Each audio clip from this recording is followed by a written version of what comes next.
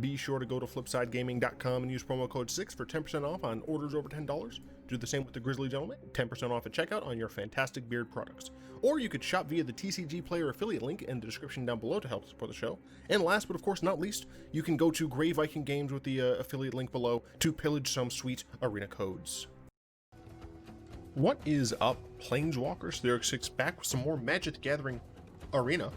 This video is going to explore a couple of what I called like combo jank decks over on the community post, and essentially this first one is Dredge. I swear I try to make Dredge literally every time a new set comes out. Sometimes it works, sometimes it doesn't, but the reasons that I really liked the idea of Dredge here is because we got Egon, God of Death, which is also and the back part of Egon, which I guess I will have to go back to Decklist to show, as well as Narfi, Betrayer King. But before we, go over to there, we'll just go through the deck in order. Forrest is your supplier. This is like the premier Dredge card because it just ETBs or dies, you mill 3. Period. End of discussion. Absolutely fantastic. It's on rate, it's great. Additionally, it's a zombie. For Mire Triton. 2 mana, 2/1, has Death Touch. Right, Stitch Supplier, we just chump with it. We don't care if this thing dies, whatever. Mire Triton is a real roadblock from our opponents attacking in with valuable creatures. Additionally, if they have valuable creatures, it's a roadblock to them blocking, so I can actually get in some damage potentially. When it enters the battlefield, mill 2 cards and you gain 2 life, so it's even better against aggressive strategies. It's a blocker and it gains me a bit of life. It's also a zombie. For Narcomoebas, essentially the idea with this card is we yeet it into the graveyard and it comes onto the battlefield and we get to do things with it. For what it's worth, this card probably shouldn't be in the deck, but you know what? I put it in here because you. It's possible that this should be something else, but whenever I try to make Dredge, I try to put Narcomoebas in there because it's Narcomoebas, all right? 3 Thought Erasures. Possibly could do 4. You might notice that there's no Thoughtseize in this deck. I have a Thoughtseize in the sideboard, but the reason we have the 3 Thought Erasures in the main essentially is just because of the fact that we can surveil. So if we make our opponent discard, and then we see the top of our deck as a Narcomoeba or a Creeping Chill or a Silver Smoke Ghoul, we just like put that in the graveyard, and we would rather that, right? We would just rather that happen. 4 Crow of Tidings. 3 mana, 2/1, flyer. When it enters the battlefield or dies, mill 2 cards. It's like a combination between these, kind of. It has flying, who cares? I don't care about the flying. But it's a zombie. Then we have Egon, the God of Death. All right, we're going to go ahead and do this. We're going to do this, and we're just going to click on Egon. I'm going to flip this card. Oh, cool. All right, so back to Dredge God real quick. Egon, God of Death, 3 mana, Death Touch, 6/6. So it's pretty good. 3 mana, 6/6. It's no 7/6, but we don't have to discard cards. We just have to, exile cards from our graveyard. And if we can't, we sacrifice Egon and we draw a card. The thing is, we're going to be putting a bunch of Garbo potentially into our graveyard. It's kind of counterproductive potentially with some of the other parts of our deck, but if we have to, we can just play Egon. Right. Egon is technically the backup. The real card that we're playing is Throne of Death, a 1 mana artifact at the beginning of your upkeep, mill a card. This is just over the time mill. Love some over the time mill. And then if we have to, we can exile a creature from our graveyard and draw a card. This is kind of the main part here for the Dredge aspect. We want to just be able to have some nice repeatable every single turn. We're just dredging a little bit. We're putting some stuff into our graveyard and hopefully getting some cool effects. That's it. Obviously, we can just play Egon. Cool. 4 Silver Smoke Ghouls. Why are we playing 4 Silver Smoke Ghouls? Well, the reason is because we have a card that gains us 2 life. If we play a card that gains us 1 more life, then that's pretty good. I realized that in this deck I did forget to put in the lands that gain you 1 life. Shut up. I will probably do that. But also, whenever we get Creeping Chill to go off, we get to just put this back into play from our graveyard, which is great. Also, it's a zombie. Wow. Creeping Chill. We plan on never casting this. Sometimes we will have to cast it because it likes to get stuck in our hands. But the idea essentially is it gets milled, and we drain our opponent for 3. They lose 3, we gain 3. Nice. This works really nice with Silver Smoke Ghoul, but like if we able to use all Creeping Chills over the course of a game, that's 12 mana, or that's 12 damage. They're only gonna have 8 more life. Hopefully we'll be able to just kind of nickel and dime them for just 8 life. Liliana, Untouched by Death, we have as a 2 of. She's really cool because she mills us for 3. If at least one of them is a zombie card, we drain our opponent for 2. They lose 2, we gain 2. So let's say, for example, we do that. We have a zombie, let's say it's Silver Smoke Ghoul. We gain 2 life, and then the other card is, screw it, shut up. But then we also like play a Mire Triton, right? Bada bing, bada boom, 4 life, Silver Smoke Ghoul comes back. Obviously, we could also just like have this happen where it's Silver Smoke Ghoul and Creeping Chill. Regardless, it's pretty good. Additionally, her -2 is removal for the amount of zombies we control. Because we have a lot of zombies in the deck, it means that she's probably going to have some decent removal. And last but certainly not least, if worse comes to worse, we can -3 her and play zombies from our graveyard. And there's probably going to be a decent amount of zombies in our graveyard. We have 2 End of the God Eternals. This is a removal spell that also gains us life and mills us some more. Mills us 4, cool. Deals 4 damage to a creature, cool, it's removal. Gains us 4, awesome. And it makes a zombie. Now, I've been talking about zombies this entire time. Why?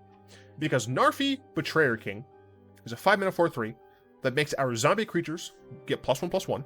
So it's a lord to all of our minuscule zombies. And we can pay 3 snow to return it from the graveyard to the battlefield tapped. So theoretically, let's say we turn 1 Citrus Supplier, turn 2 Mire Triton, turn 3 we can play Narfi from the graveyard essentially, and we can be attacking with these creatures that are going to be a little bit more annoying for our opponent to deal with. And if they wipe our board, we get to mill 3 more. We can cast this on a later turn, and by now I assume we've hit some sort of dredgy shenanigans, right? I just love the idea of this card. I could definitely like see this deck like cutting the Narcomoebas to have maybe more zombies, or maybe potentially, I don't love it, but cutting the zombie aspect, so essentially taking away Crow Dark Tidings for something better, and getting rid of Narfi in order to have a more self-mill, like all-in style deck where you're running Jace instead. One of the big reasons I didn't run Jace is because technically speaking, we are mostly black, and I didn't know how it would work on the mana base, but yeah. So we have 4 Dragon Catacombs, 4 Water Grave, obviously. We have Ice Tunnels as well, just for Narfi essentially, and then Snow-Covered Basics. The idea with Silver Smoke Ghoul and Mire Triton is that I probably, and Liliana, is that I would probably need the, not Darksley Shores, it's, I've forgotten, but the Dimir ETB tap land that gains you 1 life. Don't know if you'll need it, but whatever. The sideboard, we have some removal with Bloodchief's Thirst. We got Thoughtseize, just a little bit extra discard against our opponents. 2 Aether Gust against essentially every Gruul deck. 2 Feed the Swarm, because theoretically speaking, there are going to be like Rest in Pieces coming in against us. For what it's worth, we can't deal with like a Grafdigger's Cage type effects, so get F to us, I guess. 3 Ashioks. This helps against other graveyard decks by exiling their graveyard and allowing us to mill ourselves, of course. 2 more two Mystical Disputes against the control decks, and 3 Languish against aggressive decks. We don't care about our armed creatures. I guess I potentially should have Crippling Fear in here instead. Crippling Fear would allow us to just name zombies. Yeah, that's probably better. I'd say Crippling Fear is probably just better. It's 1 less damage, but it doesn't hit our zombies. Yeah, Crippling Fear is just better. And the second meme combo deck is Oops All Gods.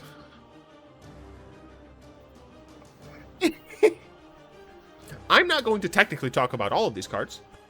This is also the first best of 1 deck, because this deck is not good. I expect Dredge to win a few games. Even if you decide to just make it best of 1, because then you don't have to deal with the Graveyard Hate out of the side, that's fine. I expect that you can win with this deck relatively often as well. I don't think this deck is garbage. This is a meme. Oops All Gods is a meme. Don't play this in best of 3. Don't craft for this deck. There's a lot of gods, so there's a lot of rares and mythics. do not craft these cards. If you happen to open them, they're only one-ofs for the most part. Sure, cool, whatever. Don't craft for this. It's a Urian deck, essentially just so that we can kind of justify playing 80 cards. And if you might notice, we're playing all the gods. This is not oops, most of the gods. This is not oops, all gods and some other things. This is just the gods. So we have one of each of all of the gods. The Theros gods, the Amonkhet gods, both alive and dead. And we have all the Kaldheim gods. Cool. I'm not going to talk about all of the gods individually. Some of them don't really play well together necessarily. Like, Scorpion God? Okay. He needs a lot of support.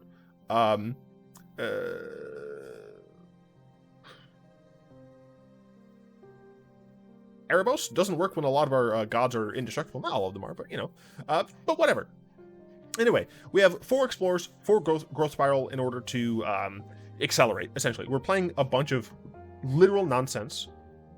And then 4 Altar of the Pantheon. Once again, we want to accelerate, but for what it's worth, this helps our devotion gods a little bit.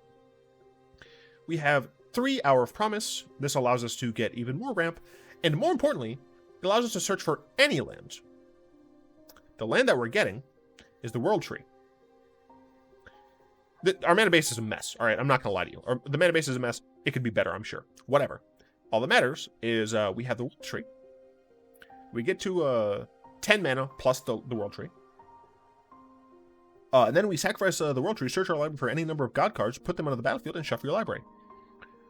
This is instant speed, but it doesn't matter. Because one of these gods gives all of our creatures haste. Now, I'm pretty sure we have sufficient gods that don't have devotion. That means that we can just kind of win. That said, if we get all of our gods, Perforos allows us to attack it immediately. If our opponent only left up enough for Settle the Wreckage, Redain makes it so that that's less likely to happen. And of course, there was something else. There was something else. You know, I don't remember what it was, and also it just straight up doesn't matter. The idea essentially is this is a combo deck, not really a normal god deck. The idea is we ramp out until we get to the World Tree with enough mana, and then we yeet all of our gods out. That said, obviously, like, we're going to have to play gods here and there. Essentially just the gods that can actually block, so, you know, Kepnets, the Kaldheim gods, etc., etc. Who cares? I don't. A lot of these gods just don't make sense. Egon, God of Death? Not terribly great in this deck, but guess what? I don't care. This is oops, all gods. Anyway, we do have 2 Essica. That's just because 1, she can add colors, and 2, she is that's not what I wanted to do, you piece of garbage. I would like to click on Essica. Thank you very much. That is because her other side is also quite good.